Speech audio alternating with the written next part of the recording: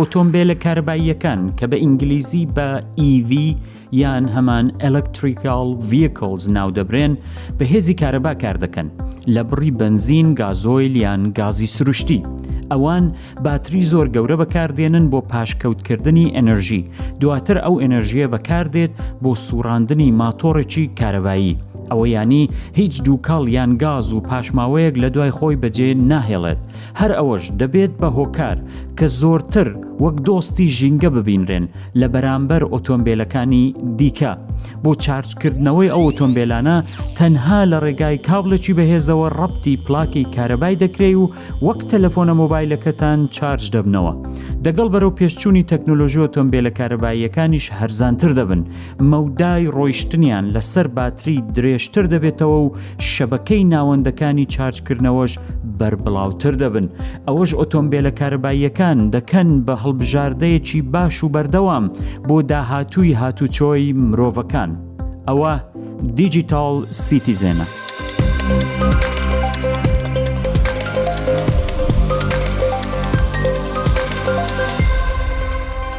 ئەم کاتتان باش. هەژار برنجیم و پادکەستی دیجیتال سیتیزنتان لە رادیۆی ڕوودا و بە هاوکاری زانست سەلیم ساوند ئەدیتەری بە توانای ڕوودا و پێشکێش دەکەم. پادکەستی ئەم جارەشمان لەسەر مژارێکی دیکەی گرنگی تەکنیکیە کە مەبەستمانە بە کوردی و بە کورتی باسی بکەین. مەبەستمانە کوردستانیان هاوکات سیتیزنێکی باش و شارەزای جیهانی دیجیتال بن. ئێوە گەورەترین سپانسەری ئەم پۆدکاستن.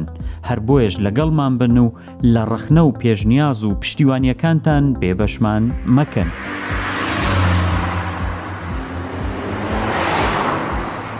بەهۆی گرنگی، نوۆیی و بەربڵاوی باسی ئەم هەفتەیە هەموو پادکەستەکەمان تەرخان دەکەین بۆ ئەم باسە، واتە ئۆتۆمبیلە کارەباییەکان. ئەم بابەتە لە جیهانی ڕۆژاوا و ڕۆژهەڵات گرنگیەکی یەکجار زۆر و تایبەتی هەیە، بەڵام بەداخەوە تا ئێستا لە ڕۆژهەڵاتی نێوەڕاست ئەو پێگەی کە دەبێ هەیبێت پێی نەدراوە. ئەوە لە کاتێکدا کە ڕابردووی بیرۆکەی ئۆتۆمبیلی کارەبایی دەگەڕێتەوە بۆ سەرەتاکانی سەدەی 19 و ساڵی 2010 وەرچەرخانێکی یەکجار زۆر گرنگ لەو بوارەوە ڕووی داوە کە خەریکە هەموو پیشەی ئۆتۆمبیل دروستکردن دەگۆڕێت، وەک شۆڕشێکە لەو بوارەوە. دەگەڵمان بن با بە کورتی و بە پوختی بۆتان باس بکەین ئۆتۆمبیلە کارەباییەکان چین و چۆن کار دەکەن و باشیان چێت.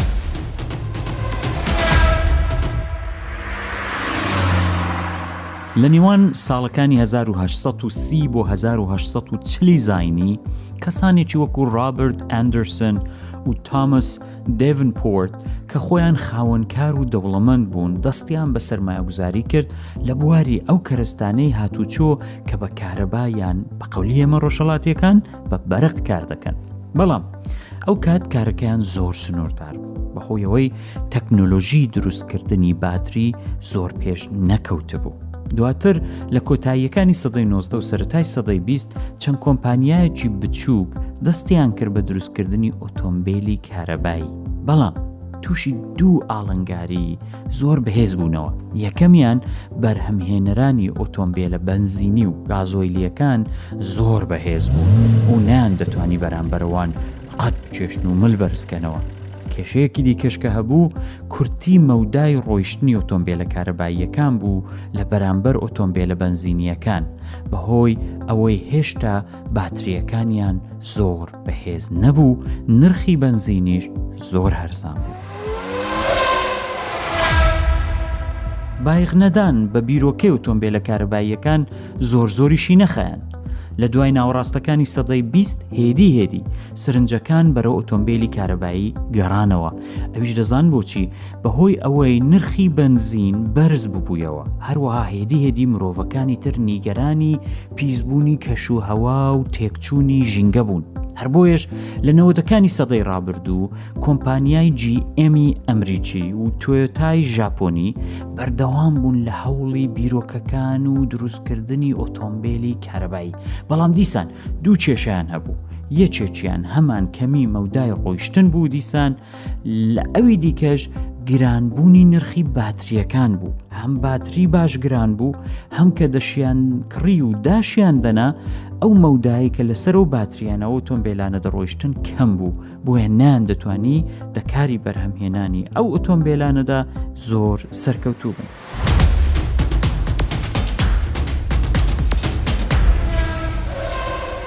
ئێستا ئۆتۆمبیلە کارەباییەکان بەشێکی گرنگ لە بەرهەمهێنانی ئۆتۆمبیل لە جیهاندا پێک دێنن و زۆربەی کۆمپانیا گرنگەکانی ئەو بوارە ینی بەرهەمهێنانی ئۆتۆمبیل سەرمایە گوزاری زۆر زەبەلاح و گەورە لەسەر بەرهەمهێنان و پێشخستنی ئۆتۆمبیلە کارەباییانە دەکەن، لە زۆر ڕوشەوە پێشی دەخەن. ژمارەیەکیش کۆمپانیای بە تەواوی نوێ پەیدا بوون، ینی هێندێک بەرهەمهێنەری ئۆتۆمبیل پەیدا بوون کە پێشتر هەر نێویان نەبوو لە هیچ جێگایەک. ئەوان ئێستا تەنها ئۆتۆمبیلی کارەبایی ساز دەکەن. پێشبڕکێکی زۆر توندیش لە نێوان کۆمپانیاکان دروست بووە لەسەر مەسەلەی ئۆتۆمبیلی کارەبایی. دیارە پێشکەوتنەکانی تەکنۆلۆژی دروستکردنی باتریەکان یارمەتیدان و هاندانی خەڵک لەلایەن حکوومەتەکان و لە هەمووشیان گرنگتر نیگەرانی بواری گۆڕانی کەشوهەوا و پیسبوونی ژینگە لە ناو مرۆڤەکاندا دەگەڵەوە ڕێککەوتنە نێودەوڵەتیانەی کە کراون بۆ کەمکردنەوەی دووکەڵ و گازە زیان بەخشەکان هەمویان بوونەتە هۆکار کە ڕۆژ بە ڕۆژ بە تایبەت لە جیهانی ڕۆژاوە کە دەردەچی ئیتر نەبینین و حەزت بە زیادبوونی نەکردنی ئۆتۆمبیلە کارەباییەکان ئیمکانی نییە. ڕۆژانە دەبینی زیاتر و زیاتر ئۆتۆمبیلی کارەبایی لەسەر ڕێگاوبانەکان دێن و دەڕۆن و خۆیان نمایش دەکەن.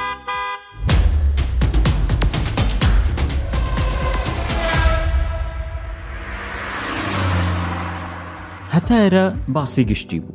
اینجا بابڕێکتان باسیەوەی بۆ بکەم ئەو ئۆتۆمبیلە کارەباییانە هەرچۆن کار دەکەن، بەشە سەرەکیەکانی چین چی پێچیان دێنێ، لەبەرەوەی دەزانم کاتێک یەکەم جار بیر لەوەی دەکەی و ئۆتۆمبیلی کارەبایی زۆر پرسیارە لە مێشکیدا دروست دەبێ، ئەرێ تا چەند پشتی پێدەبەسترێ، ئەرێ بۆی دەبێ باوەڕی پێ بکەم، نابێ باوەڕی پێ بکەم.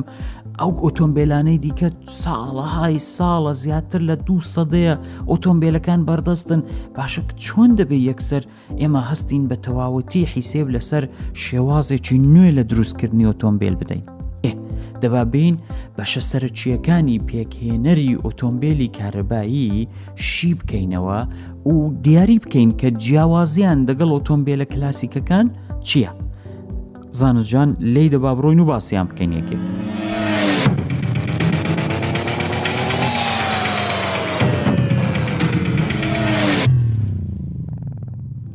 یەکەم بەش مەچینەیان ماتۆری کارەباییە، دڵ و گرنگترین بەشی ئۆتۆمبیلانەیە. ئەو ماتۆرە ئێنێرژی کارەبا لە باتریەکان وەردەگرێت و دەیگۆڕێت بە هێزی میکانیکی بۆ جوڵە پێکردن بە ئۆتۆمبیلەکە. دیارە ئەو ماتۆرە یەکجار زۆر گرنگە، چونکە کۆنترۆڵ و نەرمی و هێزی ڕۆیشتنی ئۆتۆمبیلەکە هەمووی لەسەر ماتۆرەیە. لەگەڵەوەی چەند شێوازێکی سەرەکی بەرهەمهێنانی و ماتۆرانەشەیە، بەڵام سەرەکی ترین لایەن ئەوەیە کە ئەو ماتۆرانە ئەوەی پێی دەڵێن جێڕیان بە قەولی ئێمە ڕۆژهەڵاتیەکان دیسان پێی دەڵێن دەندە، ئەویان نییە. میحواری ماتۆرەکە ڕاستە و خۆ ڕەبتی تەگەرەکانی ئۆتۆمبیلەکە دەکرێت. کۆمپانیەکانی بەرهەمهێنەری ئۆتۆمبیلە کارەباییەکانیش بە دۆزینەوەی هێندێک جیاوازی زۆر ورد لە شێوازی و ماتۆرانەدا دەتوانن خۆیان جیاواز بکەن و هێزی ئۆتۆمبیل و خێراییەکان باشتر بکەن. هێندێک جاریش لە شوێن یەک ماتۆر کە زیاتر لە تاکانی پشتەوە دەبەسرێت 2 ماتۆر دادنێن بۆی هێزی ماتۆرەکان بچتە سەر هەر 4 تەگەر. ئەوە هێزی ئۆتۆمبیلەکە زیاد دەکا بە دڵنیاییەوە. لەبیرتانە لە ئۆتۆمبیلەکانی پێشوودا هێندێک ئۆتۆمبیل هەیە پێیان دەڵێن 4x4 ڕێک ئەوە وەک ئەوە. دیارە تەکنۆلۆژیەکە جیاوازە بەڵام هەمان ئامانجی هەیە. لە هەمان کاتیشدا ئەوانەی 2 ماتۆریان هەیە نرخەکەشیان گرانترە و بەڵام لە کاتێکدا تۆ دەچی بۆ ڕێگای سەخت یان دەچیە ناو بەفر و شوێنی لەو بابەتە بەهێزتر و خۆراگرتن و لە ڕێگاش نامێنەوە. بەشی دووهەم باتریەکان بە دڵنیاییەوە بۆ ئەوەی هێزی پێویست بۆ جوڵەی ئۆتۆمبیلەکە بە خێرایی زۆرەوە دابین بکرێت پێویستی بە باتری زۆر بەهێزە. ئێستا زۆرینەی ئۆتۆمبیلە کارەباییەکان لە باتری لیتیوم ئایۆن کەڵک وەردەگرن. بۆ بەرهەمهێنانی ئەو باتریانەش پێویستە سەرچاوەی سروشتی زۆر هەبێت کە بتوانرێت لە ڕێگای تۆڕێکی بەرهەمهێنانی یەکجار زۆر گەورەی جیهانیەوە پێداویستی ئەو هەموو باتریە دابین بکرێت. پێداویستی سروشتی وەک لیتیۆم، کۆڵبات و نیکل هەمووی دەبێت دابین بکرێت بۆ ئەو هەموو خواستەی لەسەر و باتریانە هەیە. هەرەوەش بۆتە هۆکار کە کەسانێک هەر لە ئێستاوە ڕەخنە لە شێوازی بەرهەمهێنانی و باتریانە دەگرن و دەڵێن ڕاستە ئۆتۆمبیلە کارەباییەکان دۆستی ژینگەن، بنزین سەرف ناکەن، گاز سەرف ناکەن، دووکاڵ ناکەن، گاز ناکەن. بەڵام لە هەمان کاتیشدا بەرهەمهێنانی ئەو هەموو سەرچاوە سروشتیە و هەروەها ئەو مادە چیمیاییانەی کە بەکاردێن بۆ خێراترکردنی پرۆسەی چارجبوونەوە، چونکی بە هێندێک گۆڕانکاری لە نێو باتریەکان وا دەکەن باتریەکان زووتر چارج بنەوە و هێزی زیاتریشیان هەبێ. بەڕاستی اینجا ئەو خەڵکانە دەڵێن دێوە خەتەرێکی دیکەش بۆ ژینگە ساز دەکات. لەلایەکشی دیکەوە شێوازی ریسایکلینگ یعنی فڕێدان، هەڵگرتن و سێرویسکردنی ئەو باتریانەش هێشتا بەباشی پلانی بۆ دانەندراوە. دەبێ ئەوە لەبەر چاو بگرین کە ئەگەر ویست لەسەر ئەو ئۆتۆمبیلانە بەو شێوازەی ئێستا زیاد بکات، مەسەلەی باتریەکان دەبێت بە باسێکی یەکجار زۆر گرنگ و سەرەکی کە ئاڵنگاری زۆر دێنێتە سەرڕێی ئەو بەرهەمهێنەرانە و بۆ چارەسەریەکەی کەشی دەبێت ڕێگای زۆر گونجاو بدۆزنەوە بەو شەرتەی نرخی باتریەکەش زیاد نەکەن، چونکی ئەگە نرخی باتریەکان زیاد کرد ئەوە هیچیان نەکرد.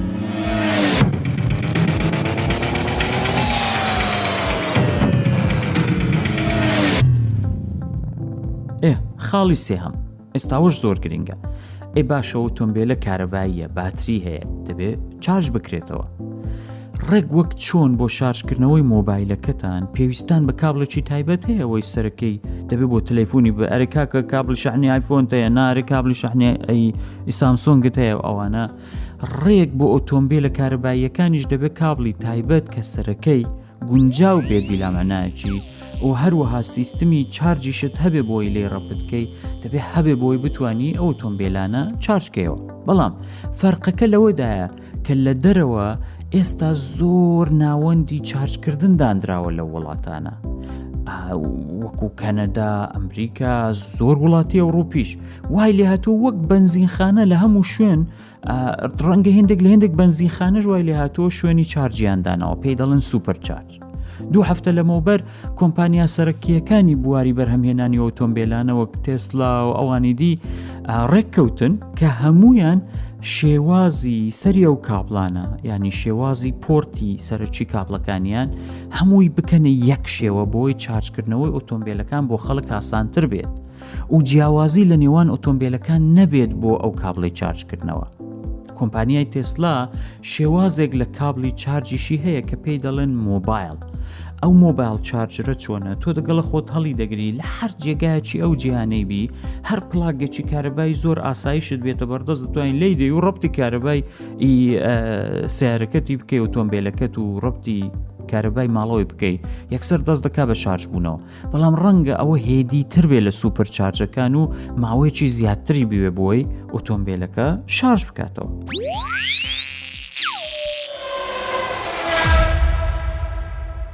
بەشی چوارەم کە دیسان بەشێکی سەرچیە لە ئۆتۆمبیلە کارەباییەکان و بۆ ئاگاداریشتان بە ئینگلیزی وەکو باسم کرد، ئێستا ئەو ئۆتۆمبیلە کارەباییانە زیاتر بە EV دەناسرێن، ینی Electrical Vehicle. لەواندا شتێکێ بە نێوی Power Electronics یان سیستمی بەڕێوەبەری کارەباییات، شتە کارەباییەکانی ناو ئۆتۆمبیلەکە. ئەو بەشانە ئەرچی گۆڕین، بەرز و نزمکردنەوە و کۆنتڕۆڵی بەکارهێنانی کارەبا لەلایەن بەشە جیاوازەکانی ئۆتۆمبیلەکەەوە جێبەجێ دەکەن. ئەو کەسانی کاری کارەبایی دەکەن دەزانن ئینڤەرتەر، کۆنڤەرتەر، ئەوانە هەموو بەشێکن کە کارەبایەکە بە جۆرەی پێداویستیەکە بەرزی دەکەنەوە، نزمی دەکەنەوە، دابەشی دەکەن، ڕێکی دەخەن، شێوازی کارەبایەکە دەگۆڕن. هەمووی ئەوانە لە چوارچێوەی سیستمێکدا جێ دەکرێتەوە بە نێوی Power Electronics یان هەمان سیستمی بەڕێوەبەری کارەباییەکە.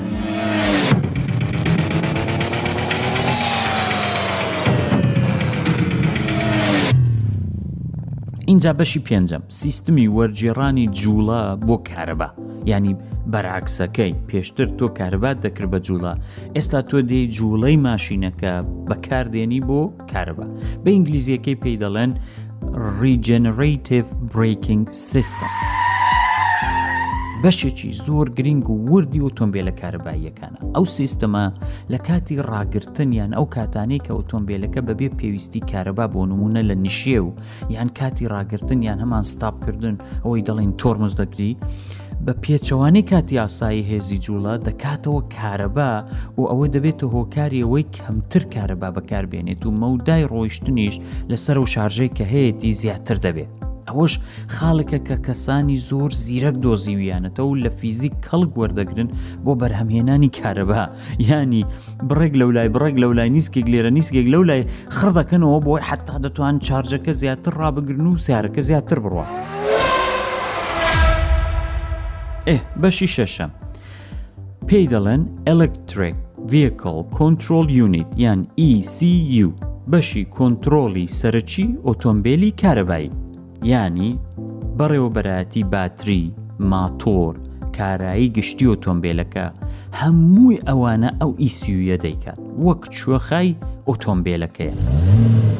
لە باشکارکردنی ئۆتۆمبیلەکە دڵنیا دەبێتەوە وە بزانە چاوەدێریەکی گشتی لەسەرەوە ڕابەسەر ئۆتۆمبیلە کارەباییەکەدا دەکات بۆی دڵنیا بێتەوە هەموو بەشەکانی ئەو ئۆتۆمبیلە بەباشی کار دەکەن.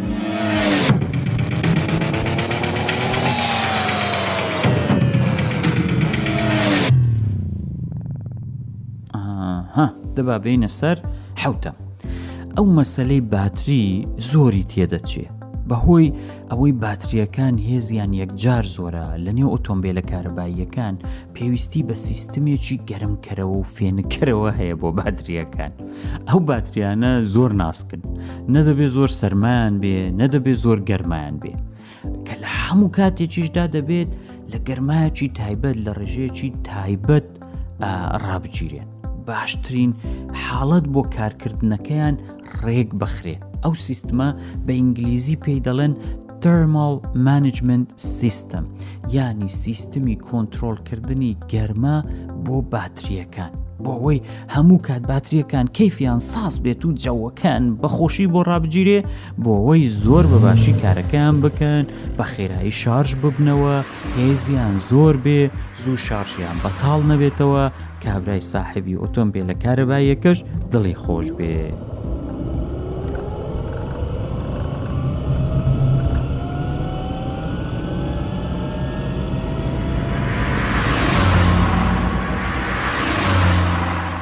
خاڵی هەشتم بە کورتی پێشتر باسم کردووە. بەشێکی زۆر لە ئۆتۆمبیلە کارەباییەکان جێرباکسیان نییە، بەڵام بەشێکیشیان هایانە، واتە ماتۆڕەکەیان جێری هەیە. ئەوانەی کە بەکاری ناهێنن ڕاستە و خۆی هێزی ماتۆڕەکەیان دەدەنەوە تایەکان و لە ڕێگای سیستمێکی جیاواز خێراییەکەی کۆنتڕۆڵ دەکەن. بەڵام ئەوەی بەڕوونی دیارە ئۆتۆمبیلی کارەبایی زۆر خێران لە زیادکردنیوی تیژڕەوی و دەتوانن بە چرکەیەک لە سفر بگەنە خێرایی 100 کیلۆمتر.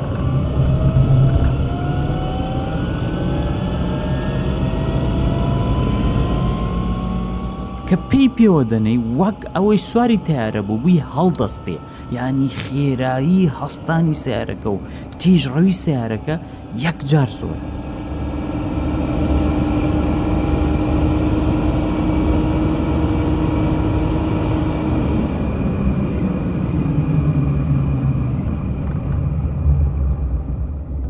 گەیشتینە بەشی نۆهەمی پێکاتە سەرەکیەکانی ئۆتۆمبیلی کارەبایی.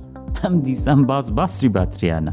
کاکە سیستمێک پێویستە کە کۆنتڕۆڵی بەشەکانی پێکهێنەری باتریەکان بکە. بۆ پێکهێنەری باتریەکان چونکە باتریەکان زۆر گەورن و بۆ ئەوەی باتری بەو هێزە زۆرە ساز بکەن دەبێ لە پێکەوە بەستنەوەی چەندین تەنی ینی باتری یان هەمان بە ئینگلیزیەکەی سێڵ لێک ببەستیەوە بۆی باتری گەورە پێک بێنی. هەر بۆیەش سیستمێک بە ناوی BMS یان هەمان Battery Management System بەردەوام چاوەدێری هەموو بەشەکانی پێکهێنەری باتریەکان دەکات، هەر کێشێکیان هەبێ یەکسەر بەکارهێنەری ئۆتۆمبیلەکە گەدار دەکاتەوە.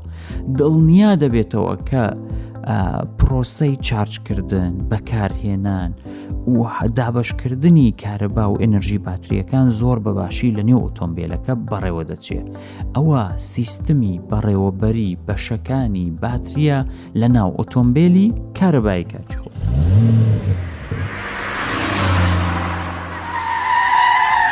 اینجا بەشی کۆتایی و دەیەم.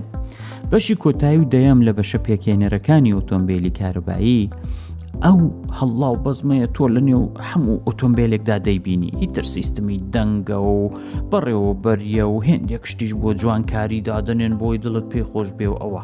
سیستمی ناوەی ئۆتۆمبیلە کارەباییەکانیش شاشەی گەورە و بچووک و سیستمی کۆنتترۆلی ئۆتۆمبیلەکە و سیستمی فێنکەرەوە و گەرمکەرەوەی ناوکابینی ئۆتۆمبیلەکە و دیزان و جوانیەکی مۆدێرنیشیان هەیە بۆ خۆیان، حتا تەنانەتەوە لە کورسیەکانیشیاندا ڕنگ دەداتەوە. سیستمی پارێزگاری وەک پشتێنی تەندروستی و باڵۆنەکانی هەوایانەوەی پێی دەڵێن ئێرباگ و زۆر لایانی دیکەی پەیوەندیدار بە پاراستنی ئاژۆکار و دانیشتوانی ناو ئۆتۆمبیلەکەش هەمووی ئەوە لە خۆ دەکرێت. هەر کۆمپانیایەکیش هەوڵ دەدات کەسایەتی و ستایلی خۆی تێدا بگونجێنێت ڕاستیەکەی.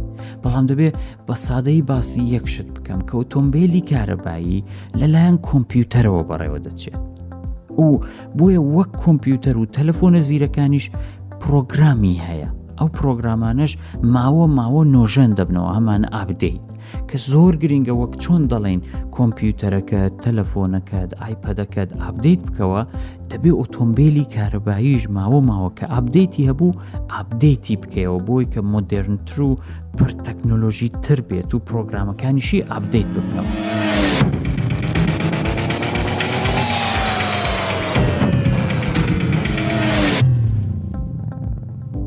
ڕەنگە لای زۆربەتان ئێستا و پرسیارە دروست ببێت، بەڵێ تێگەیشتین ئۆتۆمبیلی کارەبایی چییە، چۆن دروست دەکرێت، بەشەکانی چین، چی دەکات، چی ناکات، چارچیش دەبێتەوە. بەڵام ئێستا دەبێ ئەمە بزانین، بۆ نمونە کاتێک تۆ ئۆتۆمبیلێکی ئاساییت هەیە کە بە بەنزینیان بە گاز کار دەکات، تۆ دەچی 30 لیتر، 40 لیتر، 50 لیتر، هێندێکیان 100 لیتر، 80 لیتر بەنزینی تێدەکەی، تقریبەن نێونجیەکەی ئەوەیە کە تۆ دەوری 400 بۆ 500 کیلۆمتر پێی دەڕۆی. ئەی باشە ئێستا بابزانین کاتێک ئۆتۆمبیلێکی کارەبایی شارژ دەکەیەوە، چارجی دەکەی، دەتوانێت چەند کیلۆمتر بڕوە. ئەوە دەزانن بە گوێرەی مۆدێل و شێوازی ئۆتۆمبیلەکە ئەوە زۆر دەگۆڕێت. بەڵام بە گشتی ئێستا بە یەک چارج لە کەمترین حاڵەتی ممکنی خۆیدا 300 کیلۆمتر و لە مۆدێلە باشەکاندا تەنانەت دەتوانێت بە یەک چارج هەتا 600 کیلۆمتر بڕوات. بەڵام جیا لە قەبارە و هێزی باتری و شێوازی کارکردنی هەر مۆدێل لە ئۆتۆمبیلانە دەبێت تۆ حیسێبی وەش بکەی. مەسەلەن هێندێک جارەیە تۆ کارەبا کەمتر سەرف دەکەی، هێندێک جارەیە کارەباکە زیاتر بەکاردێنی بۆ ئەو سەرویسانێکە لە نێو ئۆتۆمبیلەکە هەیە، بۆ نمونە سیستمی فێنکەرەوەی ناو ئۆتۆمبیلەکە، سیستمی دەنگ، ئەوانە تۆ هەتاوانە زیاتر بەکاربێنی، زیاتریش کارەبا بەکاردێنی باتریەکەش زووتر تەواو دەبێت. سیستمی بەڕێوەبەری ناو ئۆتۆمبیلەکە کاتێک بتەوێ ڕێگایەکی درێژتر لە ڕێژەی چارجەکەت بپێوێ، پلانی چارجت بۆ دادنێ. ئەوە دەزانیانی چی؟ بۆ نمونە تۆ بە یەک چارج دەتوانی 400 کیلۆمتر بڕۆی، 500 کیلۆمتر بڕۆی، بەس تۆ دەچی سواری سیارەکە دەبی و لێی دەدەی کاکەم دەمێ بچم بۆ فڵان شوێنە، ئەویش دەڵێ باشە بۆ ئەو شوێنە 700 کیلۆمتر، 800 کیلۆمترە. یەکسەر زۆر بە خێرایی دێت چ دەکا ئۆتۆمبیلەکە؟ پلانی سەفرت بۆ دادنێ. پلانەکە دوا بۆ دادنێ، دەڵکا کە تۆ لێرەوە ڕێکەوە کە گەیشتیە فڵان شوێنە، لەوێ دەبێت 1 سەعات چاوەڕێ بکەی شوێنی شارژی لەوێ شارژیکەوە، اینجا سوار بە 3 سەعاتی دیش بڕۆ، 5 دیش بڕۆ، اینجا جارێکی دیکە شارژیکە و دەگەیە شوێنی خۆت. ئەوە پلانی سەفرە کە ئۆتۆمبیلەکە خۆی بۆت دادنێ. ئەو مەسەلەی باتریەکان بۆ ئۆتۆمبیلە کارەباییەکان مشتومڕی زۆر لەسرە. ئێستا پێشبڕکێکی زۆر توند هەیە لەسەرەوەی بزانن کام کۆمپانیا دەتوانێت باتریەک بەرهەم بێنێ کە بۆ نمونە ماوەی شارژکردنەوەکەی زۆر خێرابێ لەبەرەوەی کاکە تۆ بە ماشینی بنزینی لێرە دەڕۆی دەچی لە بنزینخانەیەک ڕادەوەستی 5 دقە بنزینی تێکە بڕۆ 500 کیلومتر بڕۆ 600 کیلومتری دیکەش بڕۆ ناناکەمی تێدەکەی 400 دیکە دەڕۆی بەڵام ئەو ئۆتۆمبیلانە بۆ نمونە کە تۆ ڕۆیشتی لە شوێنێک پێویستیت بە شارژ بوو بۆی بتوانی 300 دیکە 400 500 کیلومتری دیکە بڕۆی دەبێ ئەگەر شارژەرەکە زۆریش خێرابێ هەم دیسان ساعتێک ساعت و نیوێک 2 ساعتە دەوێت بۆی شانکەوە اینجا بۆیە ئێستا پێشبڕکێکە لەوەیە کە کۆمپانیەکان دەیانەوێت بزانن کامەیان دەتوانێت باتریەک بەرهەم بێنێ کە زیاتر بڕوە زیاتر خۆڕاگرێ خێراتر شارژ بێتەوە مەسلەیەکی دیکەشتە کە دەمەوێت بەڕاستی بۆتان باس بکەم زۆریش گرنگەوەیەکە ئۆتۆمبیلی کارەبایی سرویسی زۆر کەمە بگرن نیەتی هەر نایهەوێ نەڕوونی دەگۆڕی نەپێویستی بە چاکردنەوەی مەچینە هەیە نە هیچی دەگۆڕ تەنها شتێک کە هەیەی ئەگەر کێشەیەکی شەبێەوە لە ڕێگای بەرنامەکەی چارسەری دەکەن کۆمپیوتەرە بەڵام تەنها ئەوەندەیە ماوە تەوان وەکو هەموو شتی دیکە پێویستی بەوەی دەبێت تایەکانی بگۆڕی وەکو پێڵاوەکانی خۆمان ئەی دەبێت ئەوەش بگۆڕێەوەندەش بکەیت اینجا شتێکی دیکەشیان هەیە دەزانن ئۆتۆمبیلی بنزینی کە تۆ بەکاری دێنی بۆ نمونە دەتبەی ئۆتۆمبیلەکە دەبێت دەرەوە بیفرۆش ئەرەکا کە چەندی لەسرە وەڵا 7,000 کیلومتر وەڵا 100 150 200 300 چەند زیاتر ڕۆیشت بێ ئەوەندە بایخ ئۆتۆمبیلەکە کەم دەبێتەوە نرخی کەم دەبێتەوە وەنیە لە ئۆتۆمبیلە کارەباییەکاندا وانە چونکە نەمەچینێ هەیە نە هیچی هەیە کە تۆ بڵێوە زۆر ڕۆیشتۆ خراپەوە زۆر ڕۆیشتۆ وڵا کۆن بۆەوە بۆیە ئەرزش و ئاستی خۆیان دەپارێزن زۆر ئەرزشیان ناکەوێت ئەوش تایبەتمەندیەکی دیکە ئۆتۆمبیلە کارەباییەکانە کە زۆر گرنگە هەمومان ئاگاداری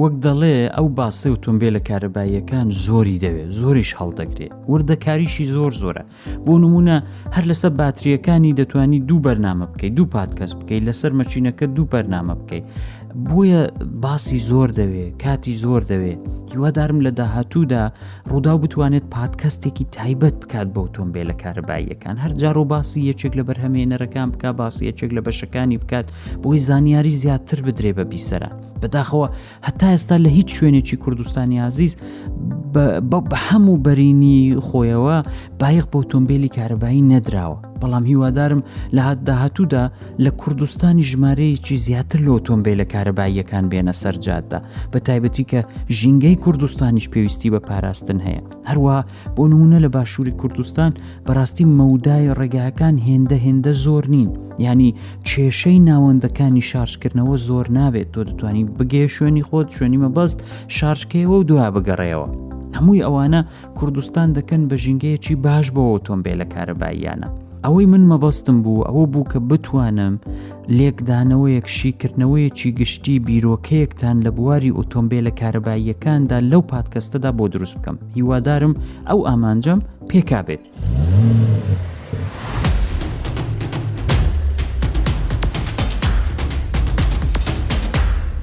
بەخەمباریەوە وەکو هەموو جار دیسان کاتیەوە هات کە بڵێین ئەوەی پێشکەشمان کردن پادکەستێکی دیکەی دیجیتال سیتیزن بوو جێگە خۆیەتی یەکجار زۆر سپاسی هاوکارانم لە رادیۆی ڕوودا بکەم بۆ هەموو یارمەتی و ماندووبوون و پشتیوانیەکانیان هەروەها بەشی ئینجەست و گرافیک و هەموو ئەوانەی یارمەتی دەرمانن بۆ ئەرچی ئامادەکردنی ئەم پادکەستانە تکایە هەر ڕەخنە پێشنیاز و داواکاریەکتان هەیە لە ڕێگای ئیمەیلی dgcz@rudaw.net یان لاپەڕی فەرمی رادیۆ پادکەستی ڕوودا و لەسەر تۆڕە کۆمەڵایەتیەکان یان لاپەڕی هەژار برنجی لەسەر فەیسبوک بۆمان بنێرن لە بیرتان نەچێ ئێوە گرنگترین سپانسەری ئەم پادکەستن هەفتانە چاوەڕێی دیجیتال سیتیزن بن دەست لە سابسکرایب و فاڵۆی پادکەستەکەشمان لە هیچ شوێنێک هەڵمەگرن کاتتان خۆش و کوردستان ئاودان